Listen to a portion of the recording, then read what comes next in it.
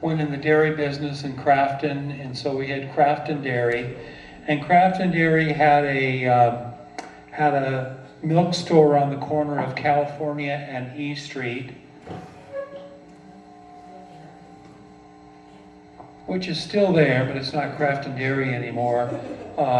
My dad got out of the dairy business in 1978 after doing it for 30 years. He then went into real estate and made more money in 5 years than his entire 30-year career with cows. So my grandparents purchased from Caddy Cook and Roy Cook their estate, all the land from Avenue E all the way to 14th Street, and between F down to where the county has a flood control ditch. And now as I drove by it, the house that they built in 1952 has been torn down, and there's the fencing all along. You can't even see down into that area. My grandfather intended eventually to have another dairy there, but what happened is that he passed away in 1957, and that never came to fruition. I have many memories of going up and down F Street in his Ford 1956 pickup truck, and it was really quite fun and stuff. But Crafton Dairy used the pasture, as we called it, to take pregnant cows, and they inhabited that entire area from Avenue E to 14th Street. My grandparents owned the home that Mrs. Sanger had her Black Widows in. And in 1972, I got to paint that house for my grandmother. It was in between getting new renters in, and she wanted it painted. We're going to have you move that whole everything over up to the back there. Okay, they're moving me. So I'm going to close this. Don't damage that. We don't need this. Oh, you don't need that. Okay, Just need this. take this. And then I can do the slides if you just tell me to change it. Click it forward. Okay. All right. So I'll stay here and I'll just demand you to click it forward. I like that. I'm a previous high school teacher, and I like giving orders and stuff. Oh, clicker? You can click it here. Oh, I can click it from here. Oh my gosh. Oh my gosh. That's like, technology. Anyway, my grandparents, having had that property for a long time, finally sold it to 3 different people because it kept bouncing back. Because everybody looked at it and said, that's in a flood control area. Yeah. E Street comes pouring down there, and of course everything from Wilshire Creek or Oakland Creek comes across. And so it can be really a bad news area. It was called Bottomland, and the Serrano Indians had Yucaipa right there on the corner of Oakland Road and Avenue E. I have many artifacts from that corner. In fact, when I pull up for the stoplight now, I'm on top of the sites that Gil Becker, he was a professor at the University of Redlands in archaeology. I worked there with him for 3 years, and I have everything from stone bowls to manos, matatis, small pestles that were used for making paint and things like that. And needless to say, with my Boy Scout knife, I was digging arrowheads out of the oak trees when I was 10. So that was a major site there, and just all around it was swamp. From there all the way down to 14th Street. The Native Americans, we know, ate a lot of ducks because as we were digging, we were finding duck bones constantly everywhere in the dark black midden. That is the area where you've had fires going for 1,000 years or so. Yeah, the neighborhood around it, it's all black. Now, Chicken Hill, which leads up Avenue E and makes a real circuitous that was Graven Knoll, and that was a ceremonial center for the Native Americans in this area. And so lots of artifacts found there. On Avenue E on the north side, before you cross the stormwater ditch, was a Indian burial ground. And in, I think, 62 or 63, University of Redlands students found 6 burials there. And they have since been, the burial bones and everything were transferred down to Saboba Native American Indian Reservation in Riverside County. So you live in a land of Native Americans, and it's only appropriate that Native American materials are in this museum here, because even the name Yucaipa, which means wetlands, is Serrano. So is Cucamonga. So is an off-ramp off the Interstate 215 called Muscubiabi. If you can't pronounce it, it's Native American, okay? And if you get off at Cherry Valley, if you go south, that has the name of the Indian village, and if you go north, it's Cherry Valley Boulevard, okay? But you're really in Native American area. So why settle here? Well, that creek that I was mentioning, that's a flood control ditch, flowed year-round. And in fact, in the 1890s, Chinese had China Gardens from would be Avenue E, stretching across to where Dunlap Elementary School is today. There should be a plaque there that was China Gardens.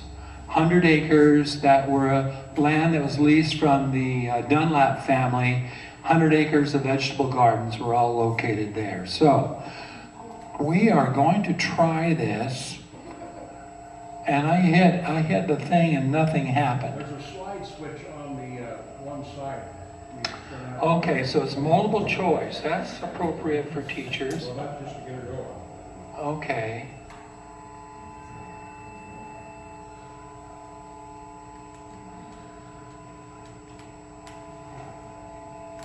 I'll go ahead and click it for you.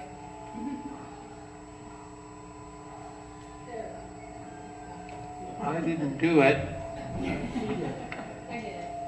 And I want to go back to the first slide. No. I can't. I'm refused. There it is.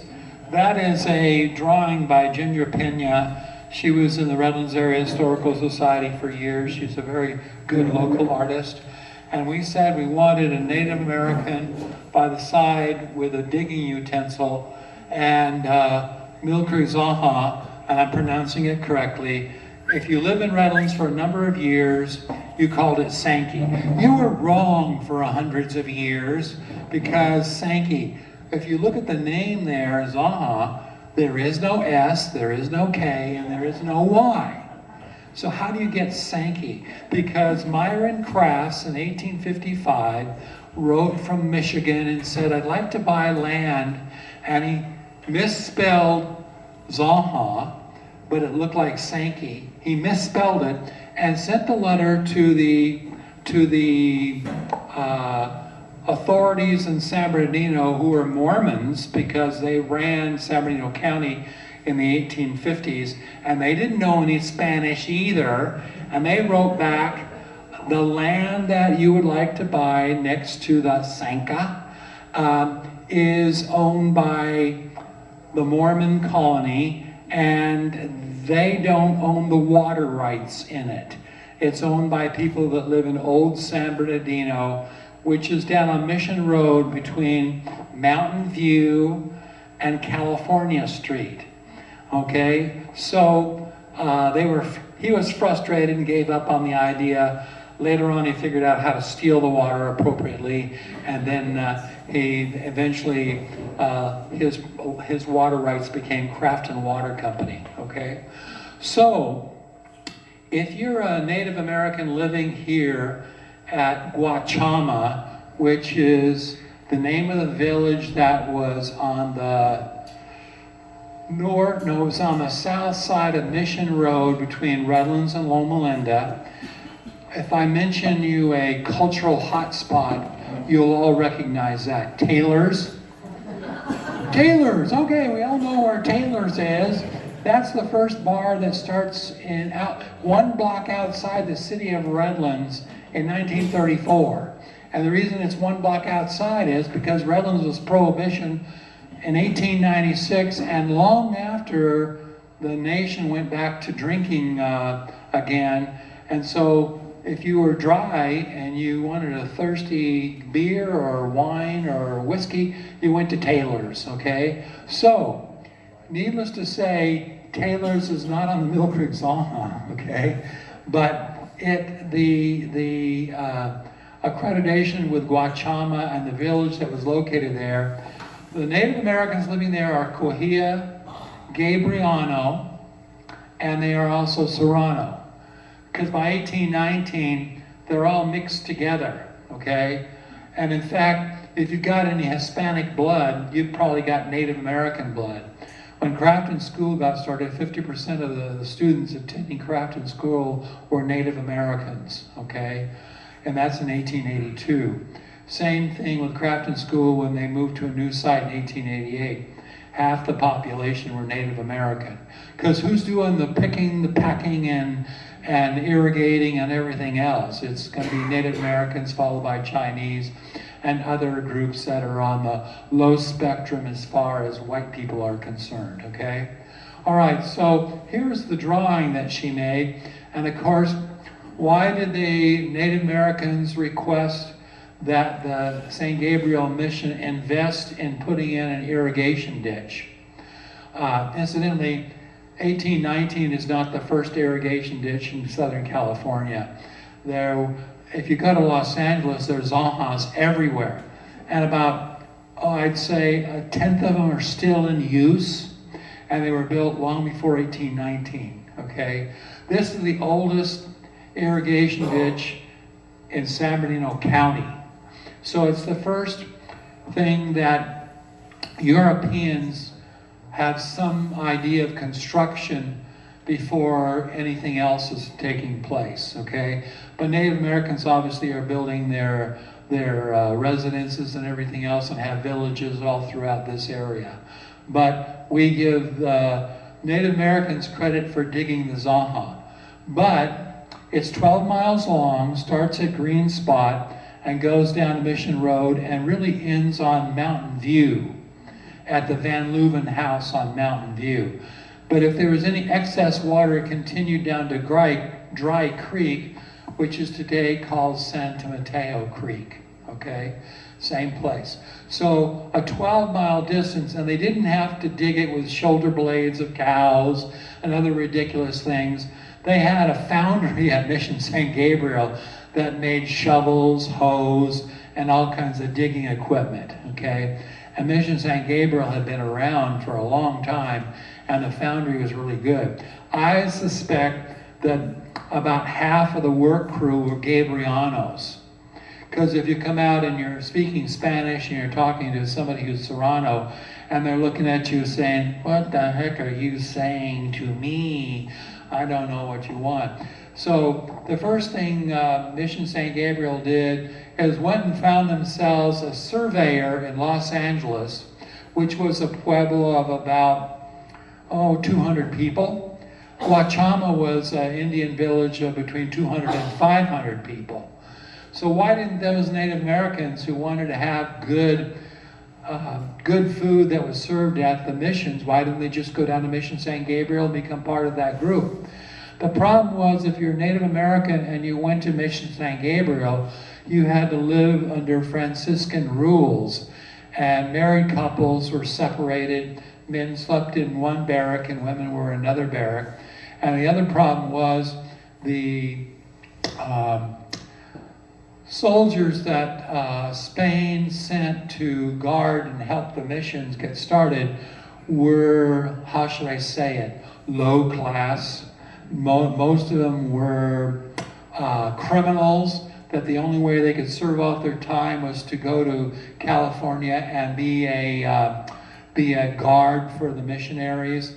So the missionaries had to spend half their time guarding the women, the Native American women, from the soldiers that were sent up. Because those soldiers brought with them some other interesting delicacies called gonorrhea and syphilis. And once gonorrhea and syphilis got into to Native American women, they died like flies. And once married men, maybe once a year, had any kind of conjugal relationship with their wives, they got syphilis and gonorrhea and they died off quickly. So the death rate at Mission St. Gabriel was 65%. So do you want to live there? You want to move there? You've heard that your relatives that were Gabriano who moved there have died. Oh, I want to live there. Yeah, that's great. I can have tortillas and corn and squash and beans and all the kinds of things. No, you don't want to live there because people go there to die. And so you want an irrigation system so you can learn farming and farm here in this area. And the soil that's next to Mission Road is very, very good, okay? And so all you need is water. Well, you can't bring water from the Santa Ana River because, you know, water doesn't flow uphill. So you got to get it from a higher point. So Pedro Alvarez was hired by Mission San Gabriel to survey a 12-mile route from Green Spot where they could build a dam and divert the water to come down the old Mill Creek overflow down through what is now Redlands and down to Mission Road to irrigate the land next to Guachama. And they brought in Carlos Garcia as a major domo to teach, he's a teacher, to teach the Native Americans how to grow corn, squash, beans, and all the other vegetables that they wanted to have part of their diet. Okay, I'm now pushing a button. Good work. And it worked, oh my God. Okay, we're on. So I'm standing right where the Zanja begins, looking up at Mill Creek Canyon where the water comes out of. And I'm seeing the two, powerhouse number 2 and number 3 owned by Edison, that are right there, that big white building you can see. There are 2 powerhouses there. And then powerhouse number 1 is right behind me where I'm taking the picture. So, Tom, there's a, if you click that, there's a lever on the bottom that'll activate the laser. a pointer you mean? Right. That didn't happen.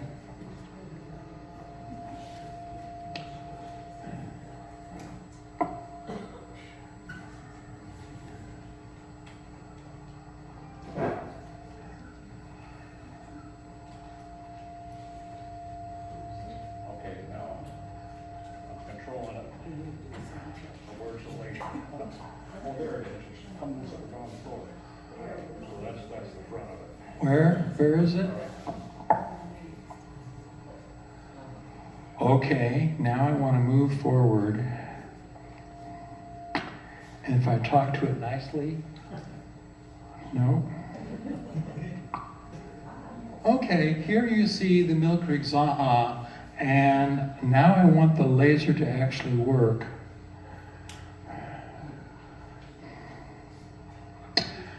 I can beat this because guess what?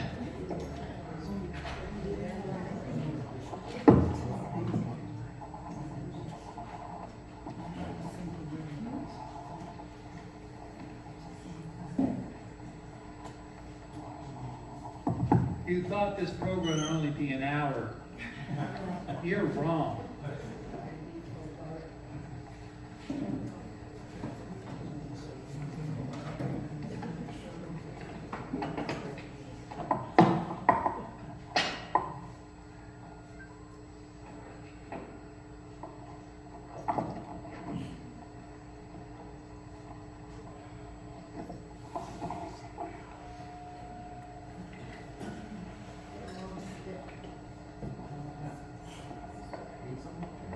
Tom, the lever for that is underneath it.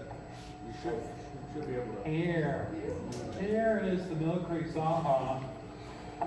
I have to hold this. Here's the Mill Creek Zanja coming across, And you can see Zanja 1819 curving around, goes through Redlands, and then finally curves, you can see here at the end of it. So you can see where Brookside Dairy used to be, it worked around that. The name Brookside is because it was by the Mill Creek Zanja. So in 1881, when Judson and Brown are laying out Redlands, they named Brookside Avenue because it flowed next to the Mill Creek Zanja. So you can see all the other ditches and everything that were around this east end of the valley here, and they were extensive and they were everywhere. So in the early days, the vaqueros are using all East San Bernardino Valley from 1840s all the way to the 1850s as a cattle ranch. And so here is Diego Sepulveda, and of course he's credited with living in Yucaipa for a while. But the current building that's the Yucaipa adobe was built by a mountain man, James W. Waters, okay?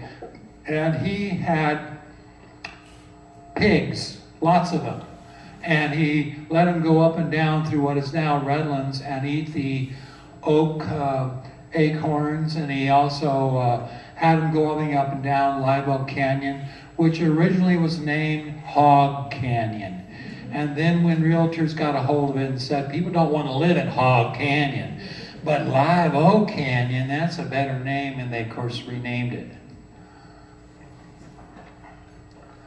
So here you see the dry portion of the Zanja right above Mill Creek where water flowed, and you can see it's about 6-7 feet wide and about 2 feet deep. But during the early spring, especially after a year like this past snow year we had, this thing would be roaring. So you could fill a swimming pool about every 3 minutes with the amount of water flowing down it. Eventually, by the 1850s, the water flowing down it is subdivided into water shares, and each share was 1 hour in length, and you got the full flow of the Zanja for 1 hour in length. Well, you got a flood of water, and you better have all your other canals and systems to irrigate ready to go, because you're going to get the full flow of Mill Creek during that time period. So I've got a Native American on the left, and I've got the Zanja as it went down Brookside Avenue, what it looked like. And of course, that's very at a low flow, so that's probably during the summer months, okay? So it's easy to find where it was located, because as you go up Highway 38, see the Zanja? There's Highway 38. This is an aerial view that was taken about 1921-22. And it begins right here, and it goes underneath Highway 38. Today the water is captured and it goes to the Tate filter plant, because Redlands owns Mill Creek, okay? Redlands owns Mill Creek. So they purchased water rights from old San Bernardino people in 1935, which was a good deal of the Zanja, about 75% of it. But 5 hours is still owned by the Crafton Water Company. But those 5 hours, most of the water shares are owned by the city of Redlands. So Redlands owns Mill Creek. Redlands owns half of the Santa Ana River, and the other half of the Santa Ana River goes to Highland. So here you see it, and all these are eucalyptus trees, but in the early years there are sycamores, and they are all riparian trees that you would have found in Mill Creek Canyon. And in fact, Daniel Sexton, a mountain man, is cutting trees along the Zanja in the 1840s, and he testifies at one of the trials over ownership of the Zanja, and he says that you would have looked at this and thought that this was natural Mill Creek, because water flowed in it so often that all the trees that were down through here died because water was no longer flowing there. There's one other area that water flowed at German Springs that's now called the Green Spot, okay? That was a natural spring that was located there. But most of the time, that doesn't get much water either, because when Mentone got started in 1883, 1884, they dug a 700-foot tunnel below the stream bed and to get the underground flow of Mill Creek, and they got about 120 inches. And then they discovered that their water source dried up, because when Edison, Southern California Edison, and Redlands Electric Light and Power Company put in their power plant right here, they tapped the water way back up here at the mouth of Mill Creek, put it in a pipeline, so no more water was percolating underground, and so Mentone water supply dried up. They sued and lost because they had permission from the Mill Creek water owners back from the 1850s to use the flow of Mill Creek as long as they didn't diminish it. Well, water goes through the powerhouses, it's not diminished, and it flows right back down into the Zanja. So, as I said, that was an interesting water suit. There's been more suits on Mill Creek Zanja in California than any other water source in California. So, water's for fighting over and whiskey's for drinking. So as you go through Crafton, here you can see the Zanja coming across, and it goes underneath Colton Avenue, East Colton Avenue, almost at the end of East Colton Avenue, then flows down and continues. This is Crafton Avenue, 1920. And that oil tank there has been removed. That was a Crafton Protective Association for smudge pots, and it's been taken out. Anyway, it flowed down here, and in 1882, Myron Crafts died in 1886, but 4 years before he died, he said, I own 5 hours of Mill Creek, and I can't use a flood of water for 5 hours. And so one of the people staying at his place was a civil engineer by the name of Frank Brown, who was developing and building a reservoir in Redlands to irrigate his Redlands land. And so he said, I'm staying here. Instead of paying you to stay at Crafton Retreat, they built the reservoir right here. There's Crafton, the 23-acre reservoir. Once again, Native Americans did most of the digging. They take the water out of Mill Creek right over here, and gravity flow, it goes right into the Crafton Reservoir, and they can irrigate all this land here, okay? And so the subdivision of Crafton followed, and in 1886, Crafton began selling off its land.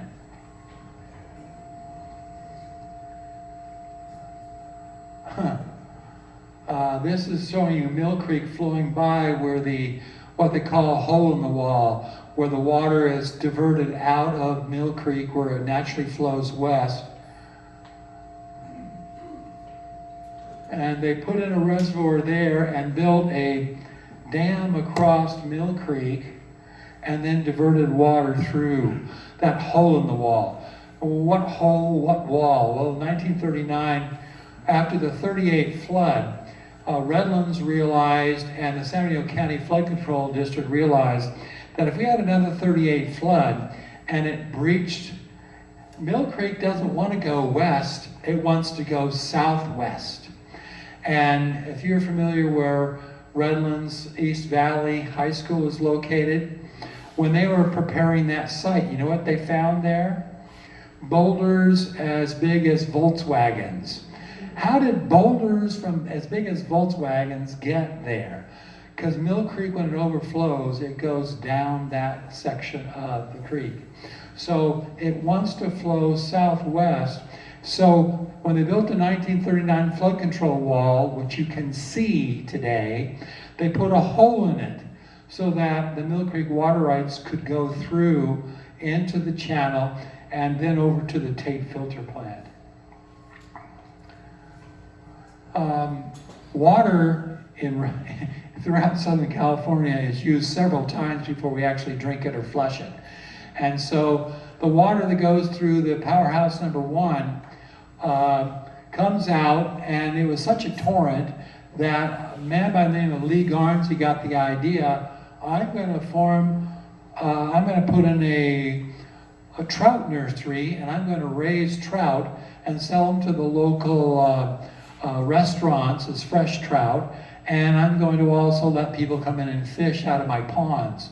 Well, the biggest pond he had was right after the water comes out of the powerhouse. There was 100,000 gallon tub of water, and he put the new fledgling trout in it. They grew really fast, and eventually had a 1,500,000 trout he was raising annually, and he did that until 1965. And of course, here is the Rainbow Angling Club as it grew, and that would be the first thing you would see that was next to Mill Creek Zanja. And as I said, it went till 1965. Then a flood in 65 filled up all the ponds with sand. And so they gave up on the idea of having that. And Redlands owned the land there and wouldn't issue another permit to let the Rainbow Angling Club continue. And there was one reason for it. The Contemporary Club has been around in Redlands since 1893, and it's women, and they are powerful women. And they have been in Redlands since 1893. And they said, you know what, we turn on the tap sometimes and our water smells fishy. Well, the water went from the fish ponds into the Tate filter plant, and the Tate filter plant takes out all the, everything from gravel to any other kinds of large objects, but it can't take out smell. And so that's why the water at times, especially when Mill Creek is flowing slowly during the late summer, it could have a particular smell. The only time that Redlands turns off the water at Mill Creek and doesn't have it go through the filter plant is after thunder showers, when it's bringing down lots of mud and lots of leaves and twigs and other stuff. I think because of the fire that we've had, the line fire burning in both the Mill Creek drainage and the Santa Ana drainage, they're going to have to do the same thing in the first part of the early spring, because what's going to flood down there is ashes, and ashes don't taste good, and they're not easily taken out of a filter plant. So that's going to be a future problem. Anyway, this is gone thanks to the Contemporary Club ladies. There were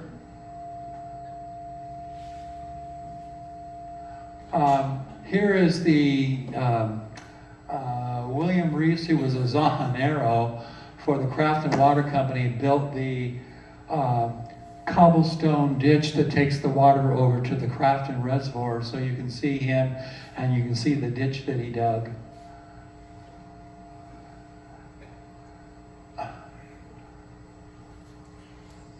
This is the ditch that comes off and also delivers into Crafton, just below the Crafton Hills.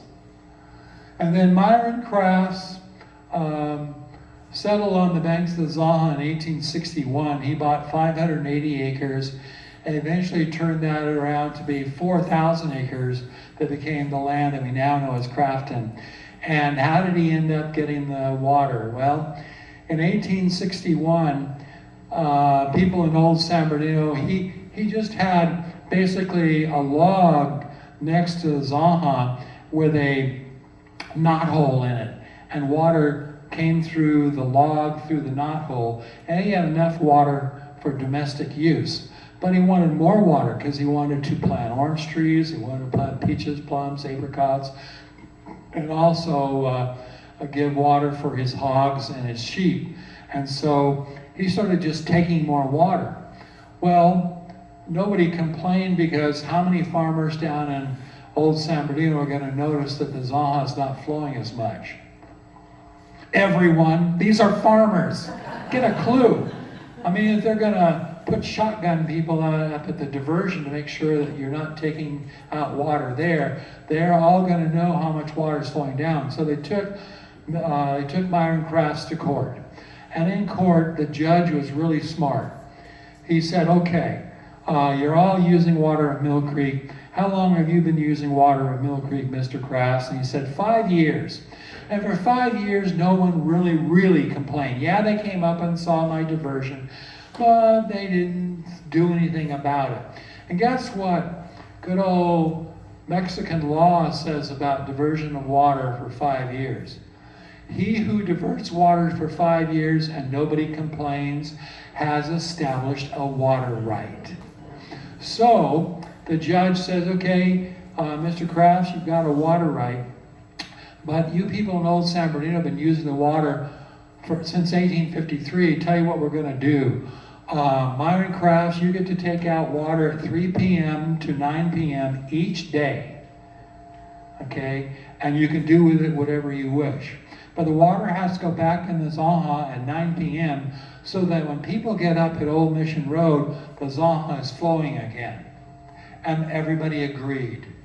And that's the beginning of the Crafton Water Company water rights, because Myron Crafts basically stole the water for 5 years and no one said anything, and then later on he takes all of the other owners that are along the Mill Creek Zanja in Crafton that are all taking water out, and gets all of them together and says, okay, we've got our 5 hours every day and we'll put it in the reservoir and then irrigate the area.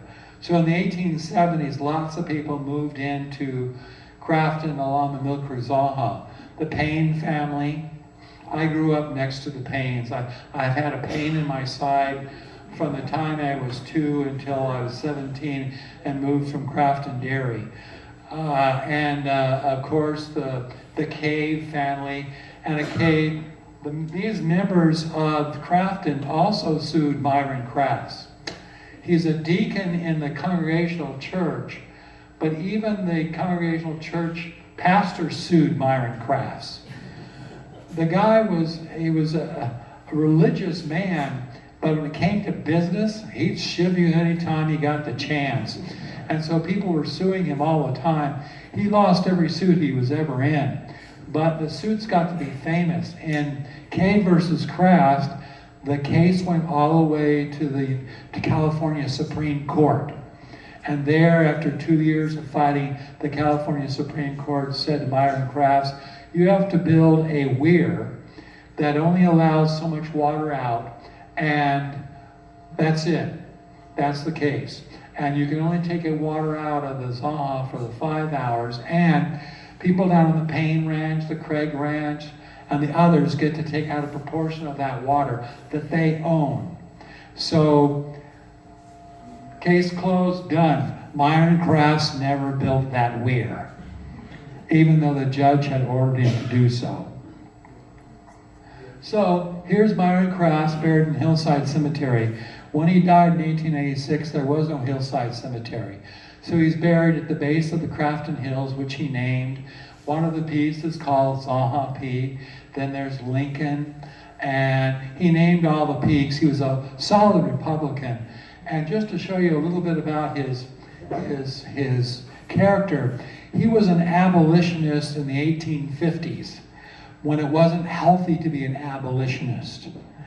His store was burned down. He got in the banking business, and then when he moved to Crafton in the 1860s, he sold properties that he had in Michigan and finally came to the area. He also was something else. He was a Republican back when it wasn't healthy to be a Republican. And he voted for Abraham Lincoln as an abolitionist. And of course, he thought that Lincoln was going to free the slaves. Of course, he had no authority to do so. But anyway, the Crafton Hills, Myron Crafts names them all. And was buried at the foot of the Crafton Hills behind the Crafton Altoona Ranch. Frank Brown and Edward Judson owed their first jobs to Myron Crafts, and they wanted to repay him. And they thought a person of his stature should be buried in an appropriate place. So in 1887, they started Hillside Memorial Cemetery. And he is unearthed from his Crafton Hills burial and placed in Hillside. Here you can see his wife and several members of his family. Eliza Robbins Crafts eventually wrote a history of early San Bernardino Valley that she had published in 1907 when she was 90 years of age. So the Crafts are all buried there. The Kays that were buried along the Zanja were also disinterred and moved to Crafton, or moved to the Hillside Cemetery as well. There's Craft and Retreat. You don't recognize it because none of it's there any longer. It hasn't been there for 25, 30 years, okay? But see that bench in the background there? That's where Judson and Brown, in their 20s, sat down and conceived of Redlands, building the Big Bear Dam. That's the ancestral egg for the East San Bernardino Valley, right there, at Craft and Retreat. So here's another picture of Craft and Retreat. Started off as a simple home, but in 1872, people were coming to Southern California and they were dying like flies because they had tuberculosis. It was called consumption. Got to remember in 1882, good old Doc Holliday is looking for a way to die in Tombstone, and he doesn't die until 4 years later in Colorado, and he went to a consumptive area that would help you supposedly get to a warm, dry climate. I don't think Montana fits that bill. Needless to say, Craft and Retreat 1872 took in people that had consumption, and guess what? 90% of them lived. So it became known as Craft and Retreat, because it was a place to go that you could recover from consumption. Here is an advertisement for Craft and Retreat in 1887. When the property was for sale again, the entire property was sold.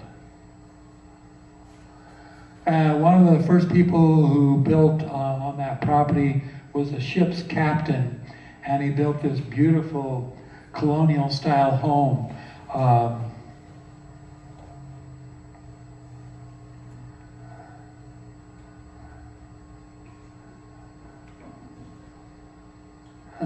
Here is the subdivision of Crafton. If you're looking down for names of streets, good luck, because they're just A, B, C, D, 1, 2, 3, 4. And of course, naming of Colton. When Colton gets started by David Colton, who is the vice president of Southern Pacific, he wanted a street that went east-west from Colton. That's the Colton that's right in front of the retreat. And so it remained Colton. But Crafton Avenue had a different name.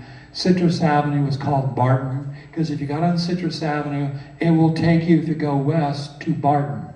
Okay? And Barton is the southern edge of the Lugo Rancho. If you get to Yucaipa, the northern edge of the Lugo land grant is Yucaipa Boulevard. And the southern edge of the Lugo land grant is Dunlap Boulevard.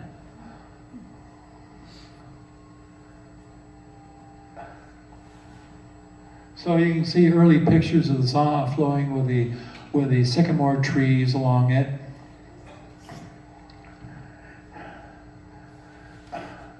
I'm skipping photos here because it won't stop. This is the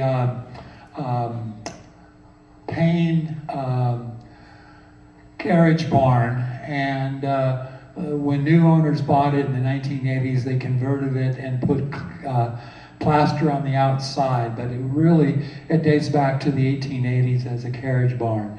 Here's Charles Payne on the left. He was the superintendent in charge of San Bernardino County schools in the 1880s and 1890s. He's responsible for the naming of Crafton School District and also Lagonia School District, which started in 1877 and is the first schoolhouse in Redlands. He, in his diary, wrote down what it was like coming to Cherrycroft School and said what the teacher was doing and how the students were performing. He also went to Santa Mateo Canyon and all of the schools that existed in San Bernardino County. He spent most of his time in his carriage bumping along dirty roads going from school to school, because most of the schools were all one-room schoolhouses.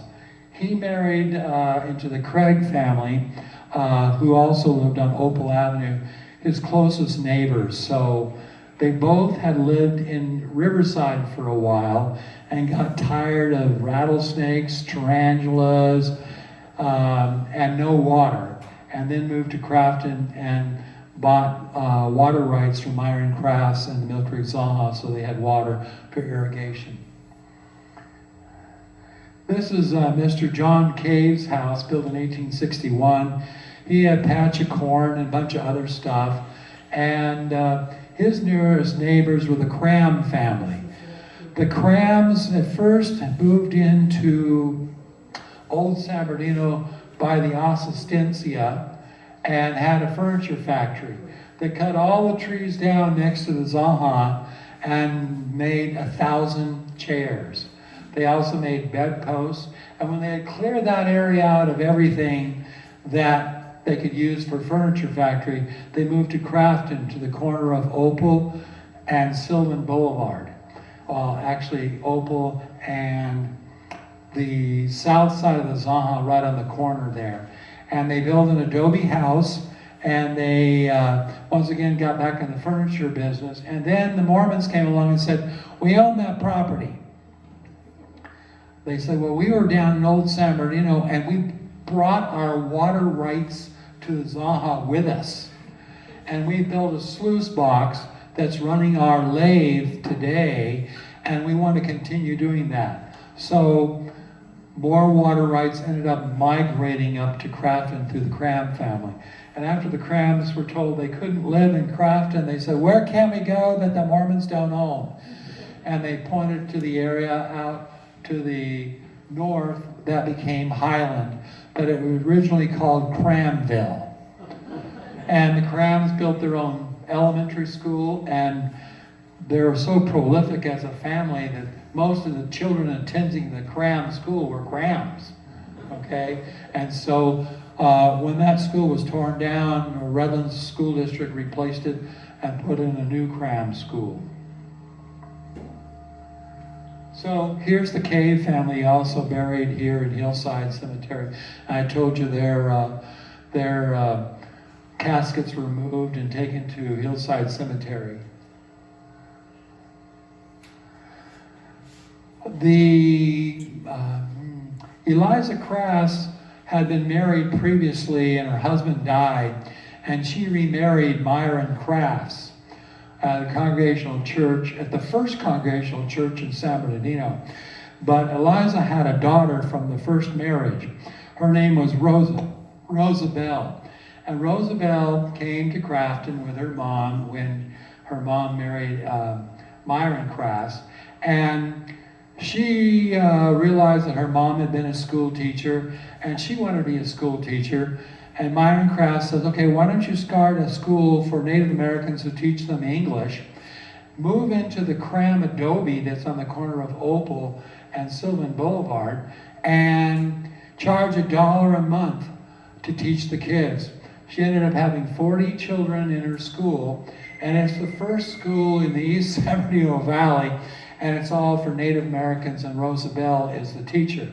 She also became the first teacher of Redlands School District when they started their school in 1884. Later on, that school was renamed, it's called Kingsbury. But there's Rosabelle. When her husband died at Long Beach, he was taken out by a wave and couldn't swim to get back in, and he drowned, and so she moved in with her mother, and they moved to West Palm Avenue where they had a home.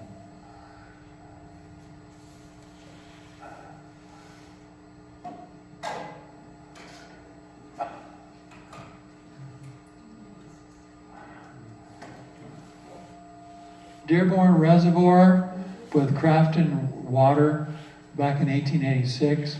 There still is a Dearborn Reservoir. Today it's all covered over because ducks died in it and squirrels drowned in it. And if you drink water that had ducks and had squirrels drown, you're going to get all kinds of exotic diseases. And so all of our reservoirs today are covered over. But this was a irrigation reservoir that was designed in 1886. It's still on Dearborn Avenue. This is the outside of the reservoir today. Redlands Water Company just uses it for storage. So, I mentioned Sylvan Boulevard. In 1888, a contractor and real estate person moved in on High Street in Lagonia, and he said, you know what? people are going back and forth to Craft and Retreat, and they're following along the shade of the Zanja. Why don't we turn that into a boulevard? And so the first boulevard in 1888 of the new incorporated city of Redlands is Sylvan Boulevard. So the second boulevard we ever had was Terracina. Then in 1961, when the freeway was built, they took Highway 99 and made that Redlands Boulevard. So we still only have 3 boulevards. But the first one was Sylvan Boulevard, and once again, it's shaded all the way to Crafton.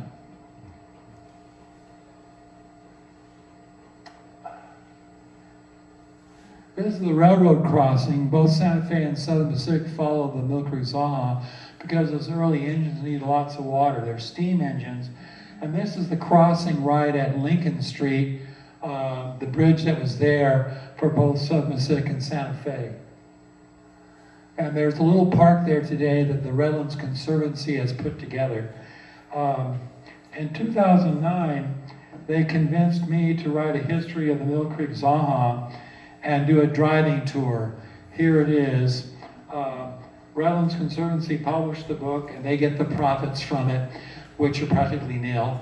And Redlands Citrograph Print Shop printed it. So if you'd like a copy and you take this tour, you can read along, and it goes step by step all the way from Green Spot all the way to the very end. And there won't be any slides missing because they won't have my clicker.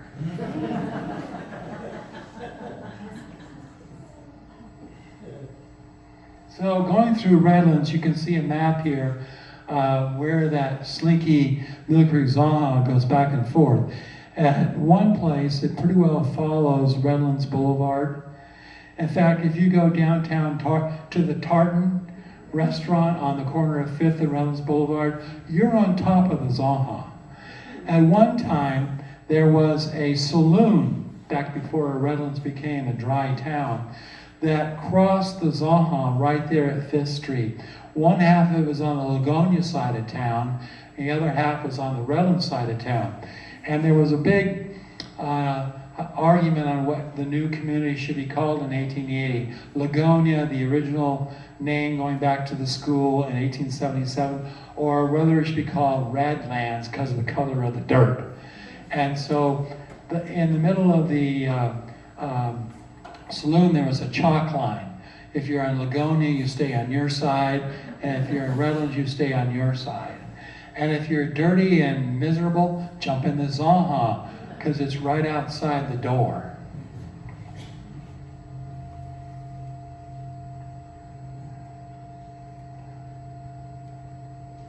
Once again, this is skipping slides. So, I mentioned the Redlands Electric Light and Power Company. Fulton Thoreau, who was the secretary, this is his 1888 house on Sylvan Boulevard and Grove Street, right by the Zanja. Here's Sylvan Boulevard today, right at Grove and Sylvan Boulevard. We're right next to the University of Redlands. In fact, the Pi Chi fraternity house would be right on the right side of this slide.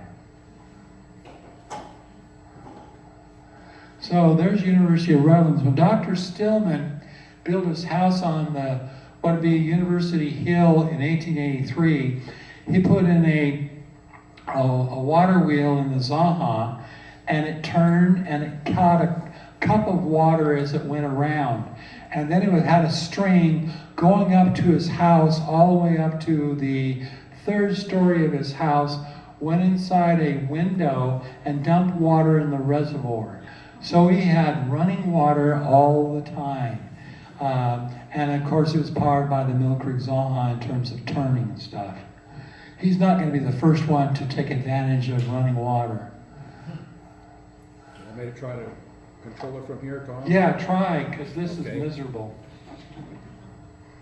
Okay. Once again, the Zanja going through Redlands before Redlands got started. Next. You want me to go back? I'm going back. Yeah, go back. Keep going.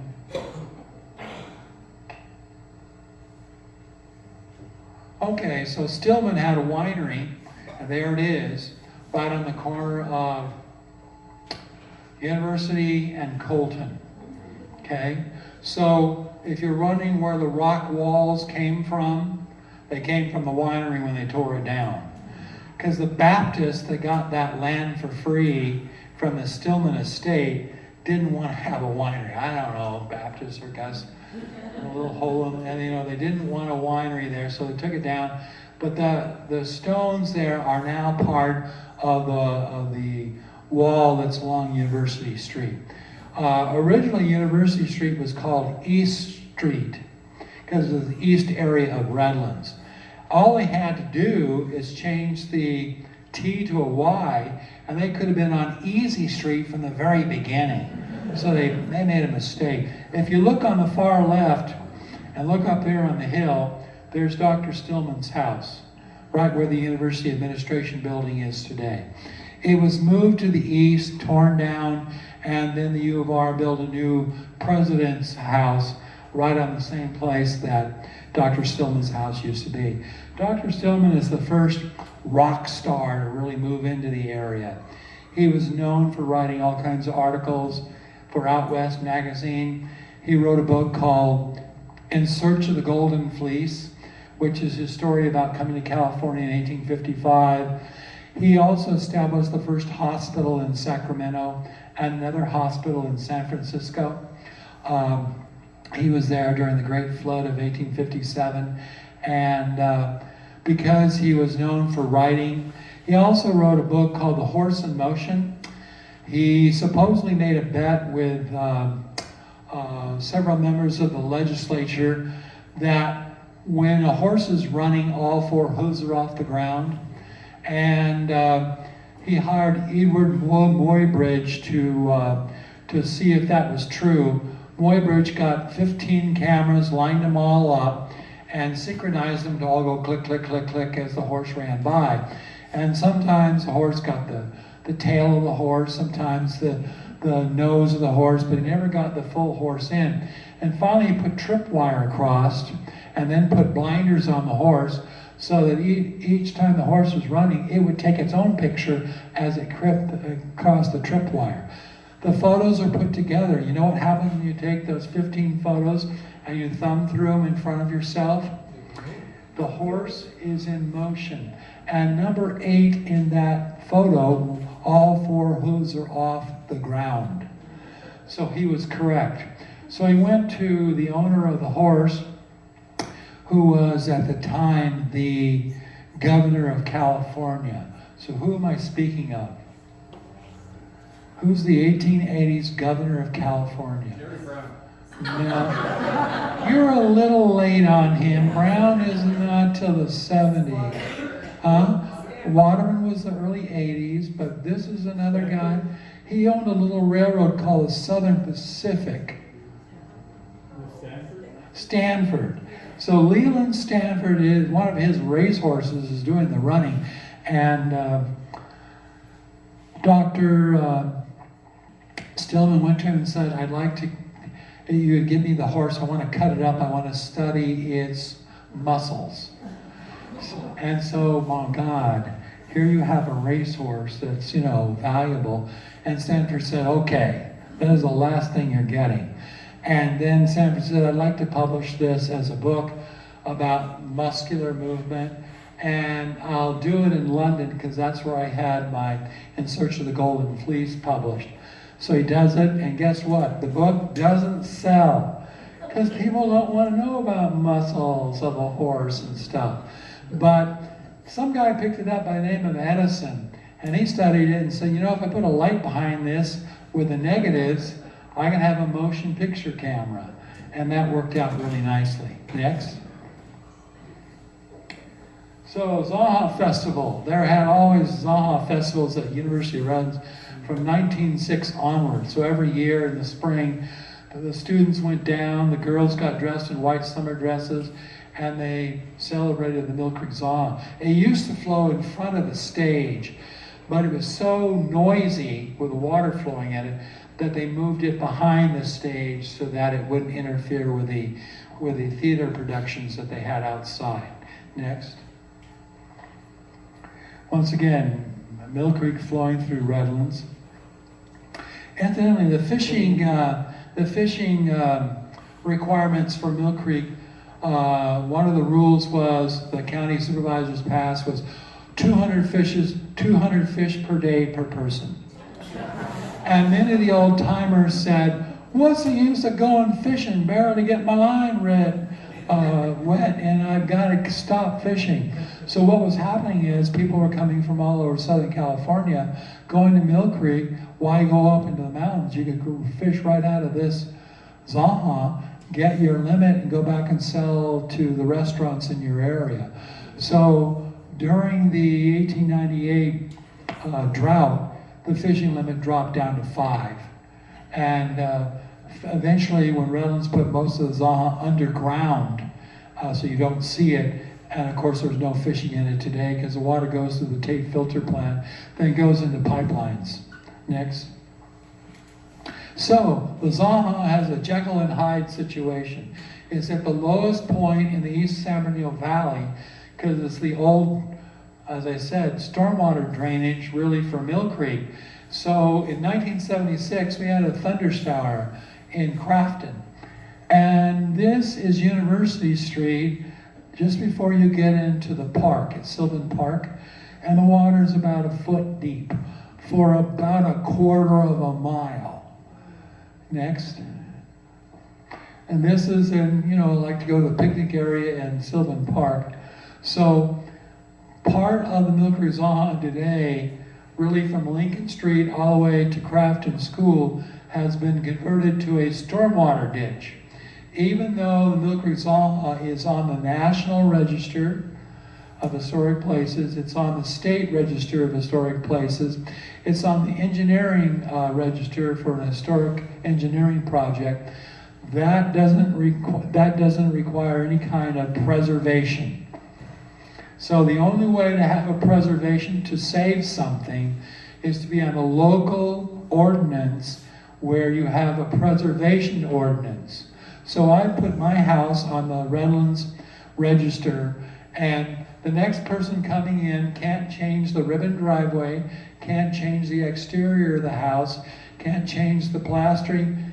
If the oak tree dies out front, they got to replace it with another oak tree.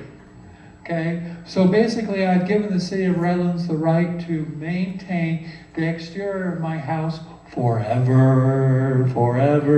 And the next person who buys it is stuck with that because it's on the deed. So any realtor advertising my house has to let them know in advance. Now it doesn't say anything about color, but I doubt if you're going to go on Buena Vista Street and put in polka dots and other things. But there won't be a gas station there ever, okay? Next. What the heck are you on? The next one. No. You're off my program. It's not, Huh? I don't know what happened here.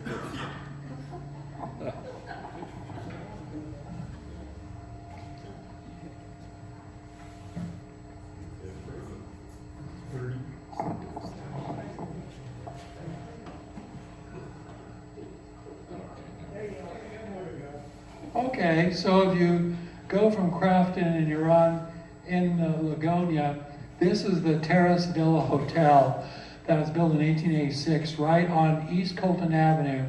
But their water supply was the Zanja, and they walked about 100 yards with the buckets and they brought the water back to the hotel. Next. And people moving into Redlands, I mean, you want to have a water supply.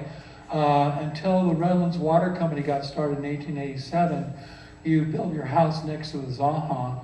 And here you see the Redway House.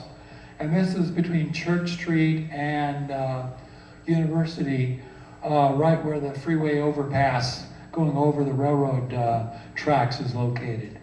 Next. And they put the curve in it so they could hear the babbling of the brook. Next. Once again, going through downtown Redlands, you can see that curvy street. Next. The first people moving into the area in 1881 are camped out along the Zanja And there's no lumber yard in Redlands, so the lumber had to come from the San Jacinto Mountains or the San Bernardino Mountains. And the lumber was cheaper out of San Jacinto Mountains, and so that's in 1882 where Stillman built his winery and built his house is from the lumber from the San Jacinto Mountains. Here you have bums camped out. We had homeless back then too, folks. And they're on the Zanja and they're cutting down the trees, cutting it into firewood because you need firewood for your wood burning stove. So you see it piled out front there. Next. Frank Brown, one of the developers of Redlands, when he came to town, he had a full head of hair. Within 1 year, he was bald. So starting a city is hard on your head. Next. So, corner of State Street and 5th Street, 1887, and the trees here and the tents are marking where the Zanja was. So, the livery stable, which is right next to Ed Hale's Park today at 5th and East State, is getting its water to give to the horses right out of the Zanja. The other thing they did at that time period was take their garbage and their sewer effluent and dump it into the stream.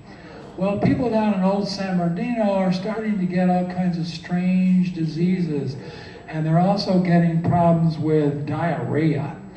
And so eventually Redlands had to say no dumping of sewage into Mill Creek.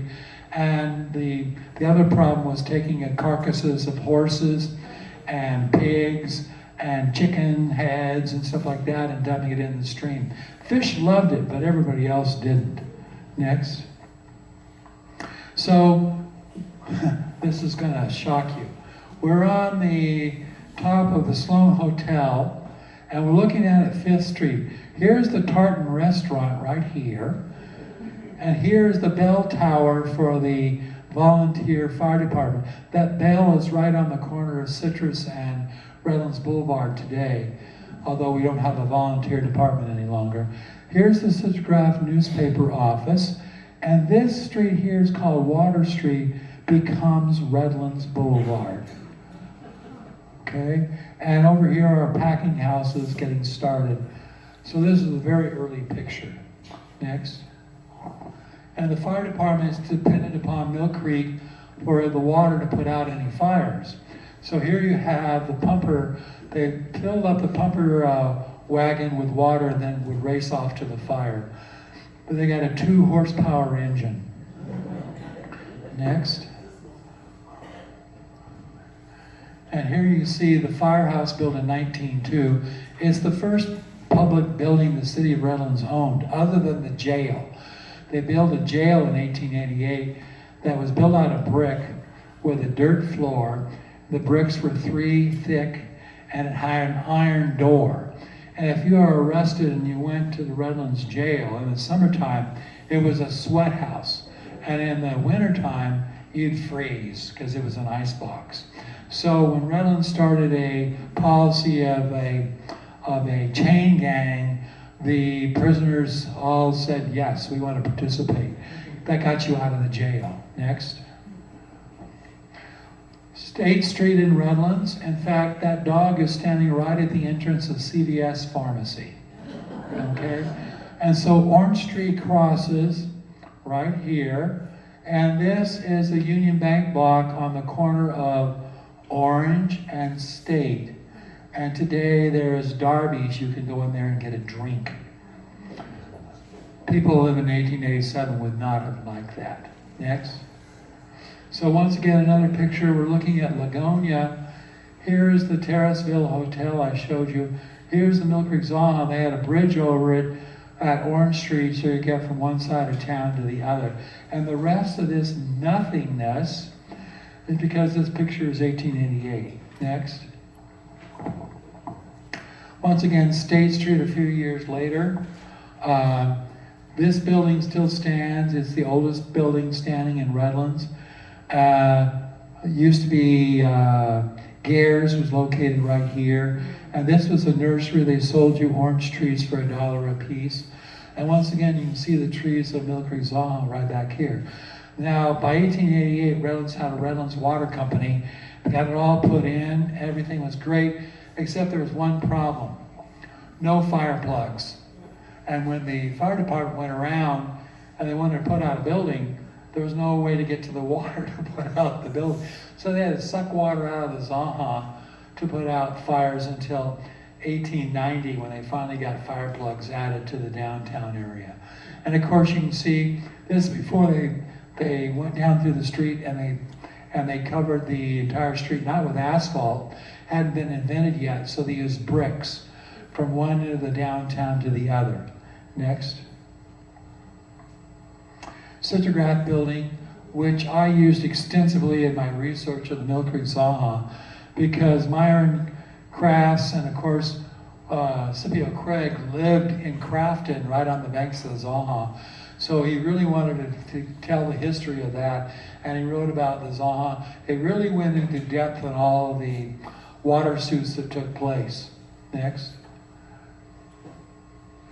Once again, you're looking at Ed Hale's Park, and of course the tents, and the people camped out along the Zanja with that livery stable that I mentioned before. Next. Okay, you're looking at the boot and shoe repair shop. Underneath of it flows the Mill Creek Zanja. Next. And the Osmond brothers got an idea. They had a machine shop. They built their own little generator looking at information that came from Tesla. And they built their own generator. Then they made a water wheel next. And it turned the generator. Next. There's the water wheel. And when they redid Orange Street and put in bricks, they dug this out, brought it to the surface. The water wheel is saved. The generator is saved. It's at the San Bernardino County Museum. And if you go to the outside of the building, you'll see the water wheel.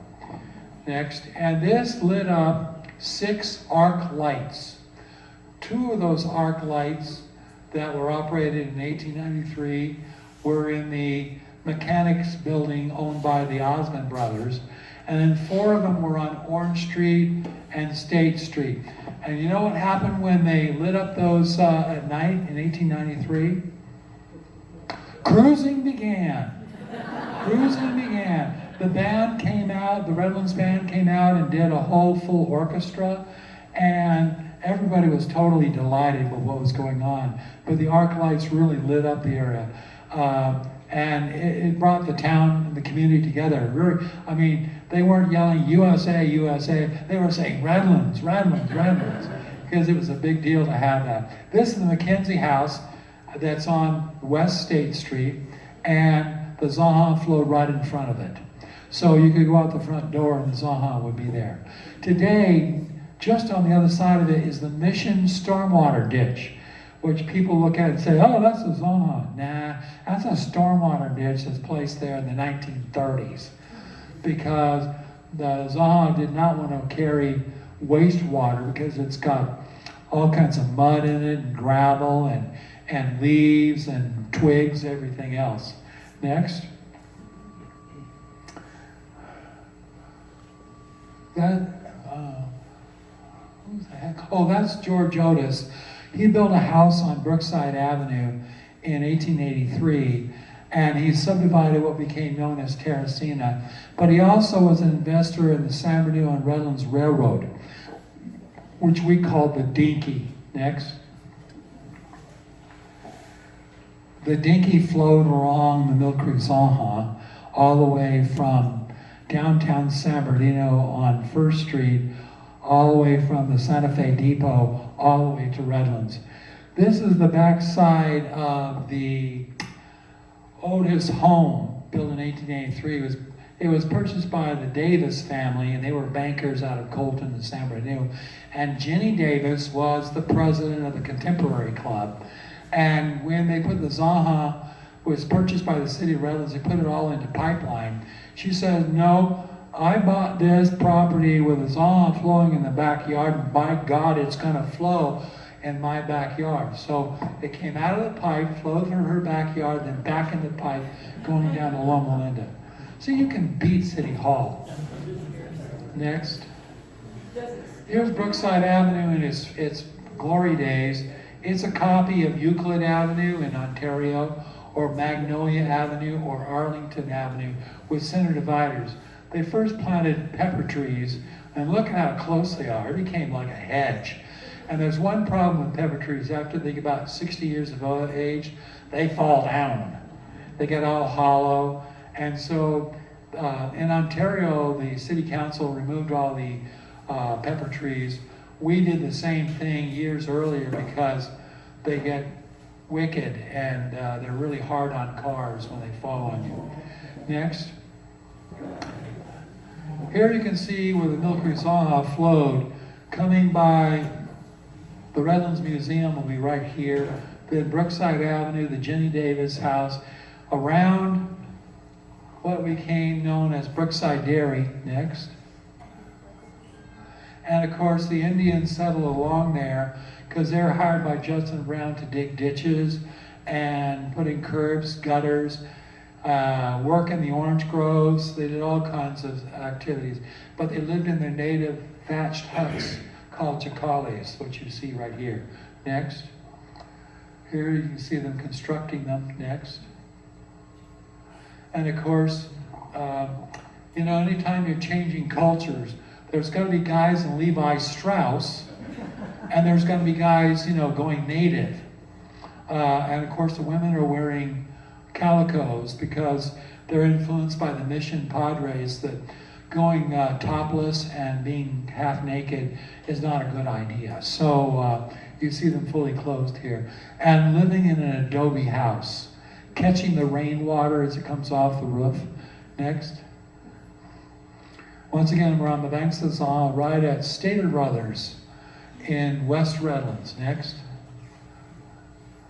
This man by the name of Alvarado built his own ditch in 1827, testified that when he built his ditch in 1827, 26 or 27, he was irrigating with Mill Creek Zanja, and that the ditch was older than that. And so he was one of the ones that finally said, it went back to about 1819. Because, no one wrote down in the history of the San Remo Valley, this was built in 1819. So the only way you could do it is coming up and finding people that were in the area at the time. Next. So here you see, this is Alabama Street, and you can see the Zanja is following the contour because they're going to irrigate all this land here that's below on the downhill side. And then it went by the Asistencia. Next. So once again, you can see the Barton subdivision showing you where it flowed. Next. Now, this is a blue line. It says Asistencia. There never was an Asistencia. It was an estancia. It was a cattle headquarters. So why does Redlands keep using the name Asistencia? Because, well, people get married there. Do you want to get married at a mission? Or do you want to get married at a cattle headquarters? So they didn't change the name to Estancia, but it really is an estancia. There never was a chapel there. The priest from San Gabriel didn't come out each Sunday and say Mass. None of those things took place. And so even the Lugos used it as a place to monitor the cattle herds that they had in the East San Bernardino area when they had their Lugo land grant. Next. So who came up with this idea? Well, the WPA did, and the civil engineer who was in charge was Horace Hinckley. He was right out of college, and this is held up by the A-frame of 2 Model A trucks that are piled on each other. Then they put the bricks around it. Then they rebuilt the walls. So where was the estancia?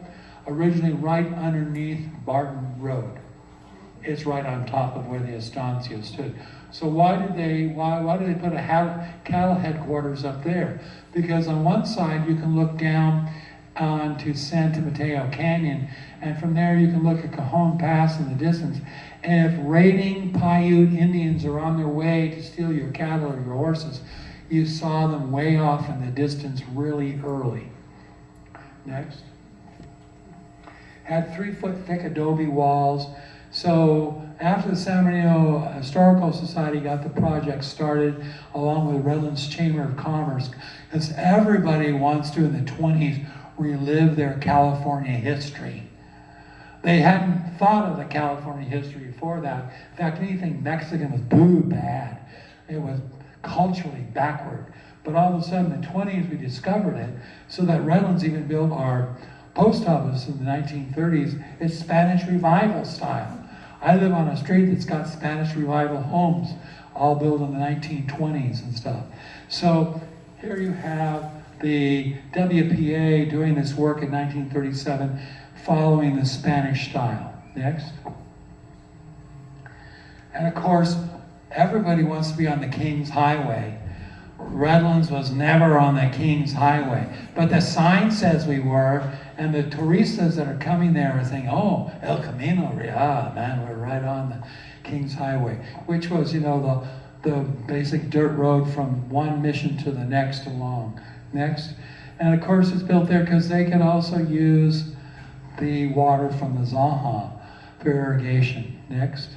And also for drinking. And of course the adobe walls that stood in 1881 that were still there. Redlands people stole the adobe bricks and used it to build buildings on State Street. Next. Good adobe. And of course you can see the rebuilt version of the estancia today. Next. Next.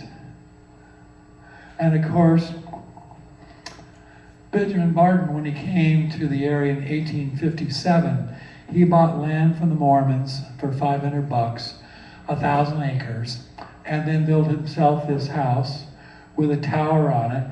Here's Barton Road, and here's the estancia ruins. Next. Here's Ben Barton. Hasn't aged a bit.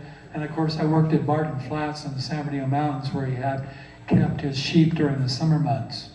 Of course, I don't think he would have had much to say about the line fire that's burning in the area today, or the lake fire that burned in the area, or the El Dorado fire that has burned in the area, which have done tremendous damage to our forest. Next.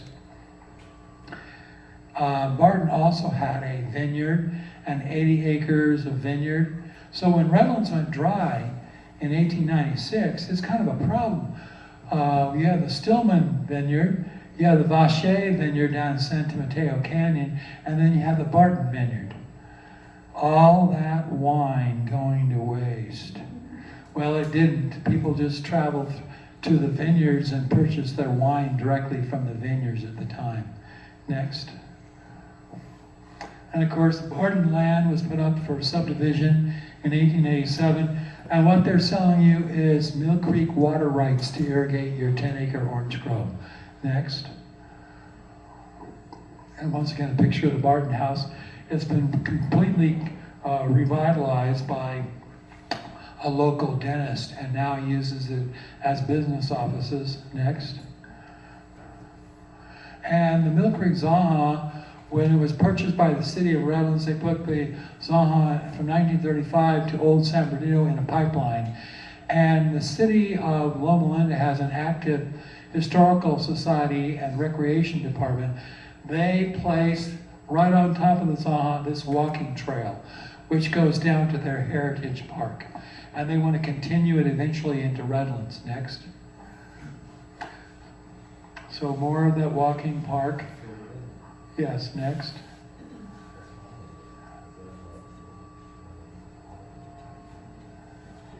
Next. And it's easy to find because all they had to do is locate the pipeline, which was placed right in the Zanja. Next. And so one of the only roads in San Bernardino Valley that it doesn't go east, west, north, south is Mission Road. And it follows the Mill Creek Zanja, and the first people moving into the area all settled there in the 1850s. Next. So an adobe building was constructed and a major domo was selected to help the Indians grow crops. And they then took wheat, barley, oats, and stored it in this building. And from that building, they were also taught basic agriculture. And that went on all the way into the 1870s. And then, through the wisdom of our government, said Native Americans need to be on reservations so that the land that they're occupying can be sold and the government can make money off of them. So they said, okay, where can we put the Indians that they're out of the way? Well, San Manuel Reservation in Highland is on a 45-degree angle on the side of the San Bernardino Mountains. And then if you go out to the Morongo Indian Reservation, that's in a literal wind tunnel. Okay, it's also called a desert. And Palm Springs, they made that a checkerboard. Every other square mile became Coahuila Indian land and stuff. And the Indians were not allowed to sell their land because it was thought that if they sold it, they'd, sell off hundreds of acres for just a bottle of whiskey and stuff. And so they were really poor in California until finally passed a new law which allowed the Native Americans to have gambling on their property. Now, if you're a Serrano Indian, you get $57,000 a month for being a Serrano. Coahuillas make about the same amount. If you work at the gambling casino on your property, you get even more. So the Serranos are doing quite well. Thank you. And of course, some of those first people that moved in along the Franks have been there since 1874. Van Leuven's were back there in 1853, next. And of course, they're getting their water from Milk Rizal. This early map shows the people living in the area: Curtis, Cole, Frank, Pichon, next. This is the Pichon house. It was built on Mission Road in the 1870s. Captain Pichon was in the Civil War, California Battalion, which went to fight in the Civil War, and they made it to Arizona and spent most of their time fighting Apache Indians, chasing after Geronimo, who they never caught, going after Cochise, going after other Apache Indians. When he came back, he was disgusted with the military.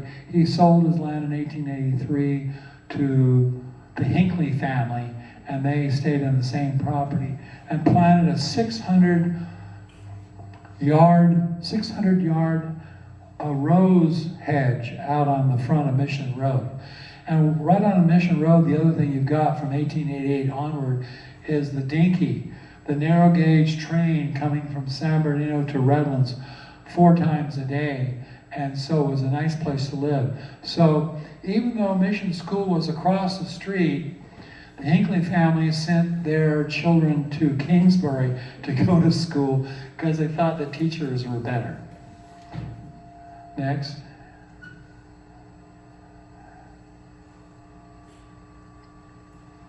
Didn't advance? It didn't advance. The Hinckleys had 10 children.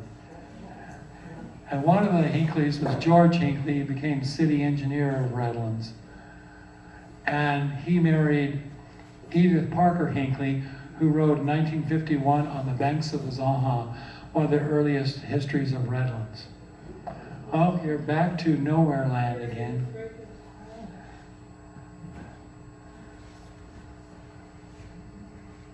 There's George, Frank Hinckley, who got it all started. He was an engineer, and he's the one who surveyed all the railroad lines that went into Oakland to make sure delivery of freight and everything was done equitably by both Santa Fe and Southern Pacific. Next. So here's Frank and his wife. He married a woman who was related to a mountain man who'd been in California since the 1840s. Next. And then some of his children. Can't get them all in one photo, there's too many. Next. And then of course, the Hinkleys are famous in Redlands because Edith Parker Hinckley's on the banks of Zanja. George Hinckley invented the white line that goes down the center of the street to keep traffic separated. Oh yes, we have more. We can keep going on and on. Anyway, the Hinckleys, and then Stuart Hinckley passed assembly legislation that was very, very good for the citrus industry. Next. And once again, their home on Mission Road. Next. And the Zanja flowing through. Next. The Frank Adobe, which is now part of the city of Loma Linda, and it's being renovated right now by a developer who's developing the property around it. It's an American adobe. That is, an American building an adobe during our period, not during the Mexican or Spanish period. Next. Frank family. They were a freighting family.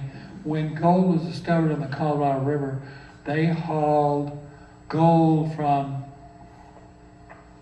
the Colorado River mines to Los Angeles, and on the way back they hauled hay and mining equipment.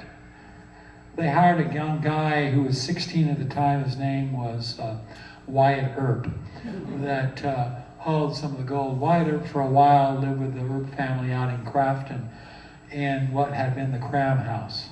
Next. Once again, more of the Franks. Next.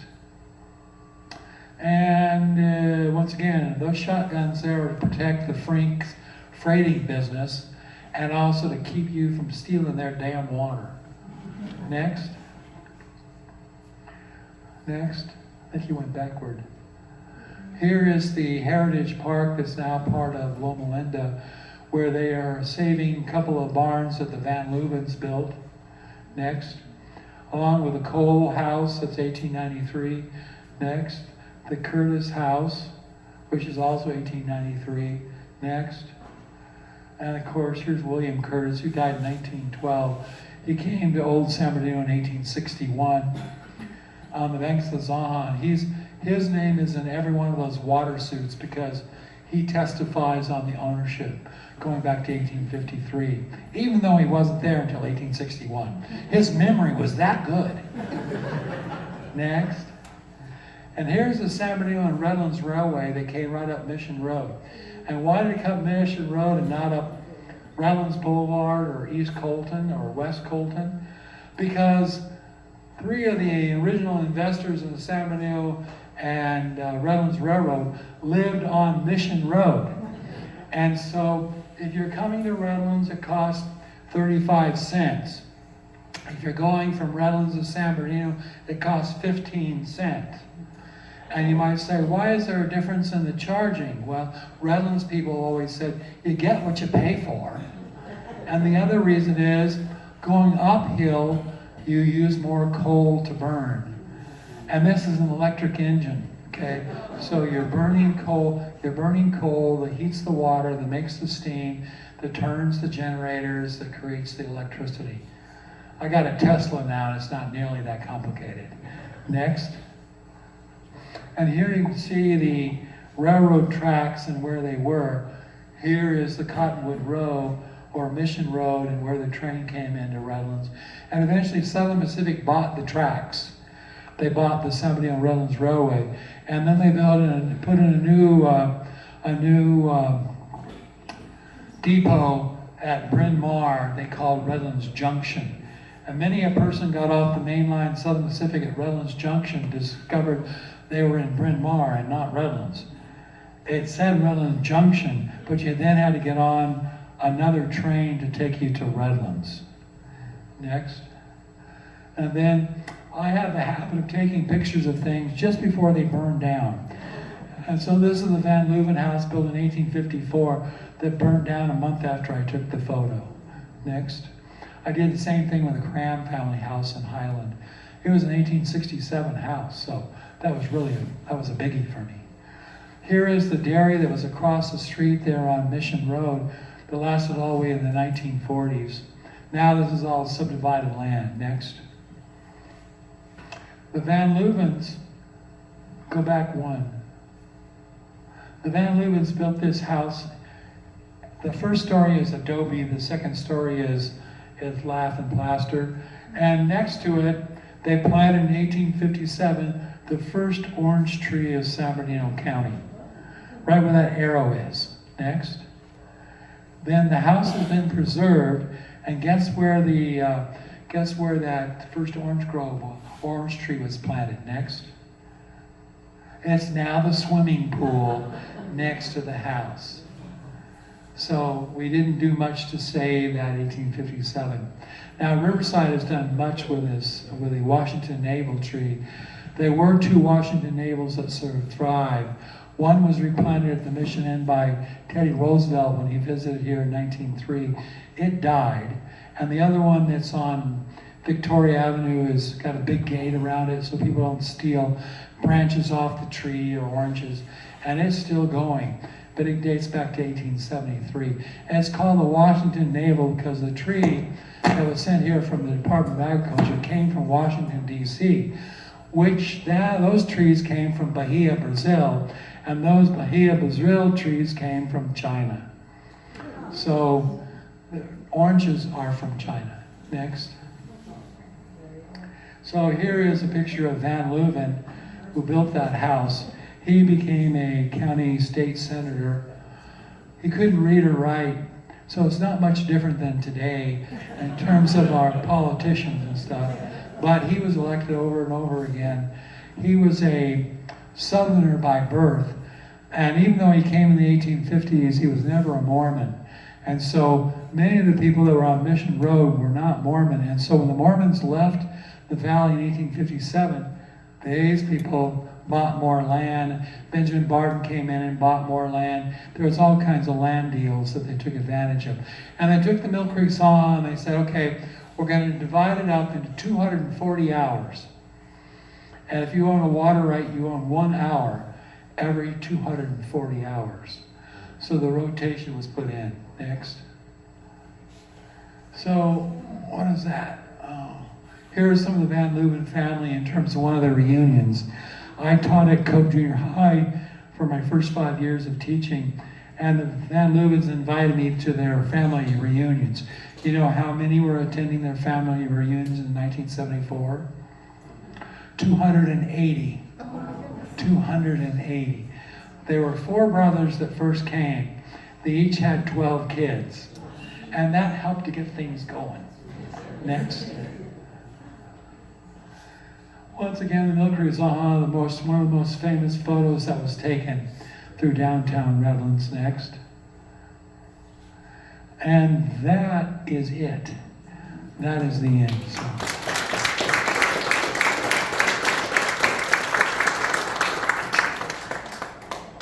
It's 3:15, so. I know you're all tired of sitting. If you had some questions, I'm sure Paul would answer them. I do have to somebody say, my stepmom's cousin was Frank Brown. He's the one that lost his hair. Also, my sister and brother had to take care of me in the 50s a lot. And they told me they were going on the stream, and we used to play on the safety. Sorry, Tom. And we climbed down and went to the pipes, and I spoke to my sister and brother. I was terrified. Went all through the understories of Redlands, where it's all underground. And there was these huge rats, which ended up being possums. I was terrified. We had candles. It was horrible. We ended up climbing up back to the Redlands Boulevard, out of the storm drain that was the A&P Market. And my mom and I, we shopped at the A&P Market in the 50s. We had to walk. We didn't have a car. The A&P Market sat kind of right where the donut shop and what's there? The used to be Hudlow's Drive-In, kind of by the Bank of America East. So we came crawling out of the sewer that day, and everybody was looking at us because we were filthy. I mean, that was a nightmare. Any questions for Tom? I had a question. On the Davis house, when you said she had to bring it up the water through her property, is it still flowing through her property, or did they have it go back through the pipes? Where is the property? You said it was the Davis, Jenny Davis. Yeah, it flows in the back. Now it's in a pipeline. oh, Jenny Davis died a long time ago, so. just so you can get to the family. Yeah, in fact, she called her house the Alders, because the backyard had alders on the banks of the Zanja from one end to the other. So, Any other easy questions? Yes. So if there's gonna be all this soot coming down from the mountains and it can't go through the filtering plant, does Redlands have other sources of water that are just gonna bypass this issue? Yes. There are Redlands water wells along Highway 38 from Green Spot all the way down to almost Alabama Street, all along the Santa Ana River Basin. And all those wells are big producers for Redlands. Okay, So in August and September, when we're in a dry year, we're depending upon those wells. In the wintertime, after this past winter, we didn't have to turn on the wells at all. All the water came down to Santa Ana and out of Mill Creek. We had more than enough water to keep every reservoir filled. If you're playing tennis at Ford Park, you're on top of a 35-foot reservoir. Okay, and then right next to that is another pumping plant, getting all the water that comes down out of Yucaipa down Reservoir Canyon. So, You're welcome to refreshments.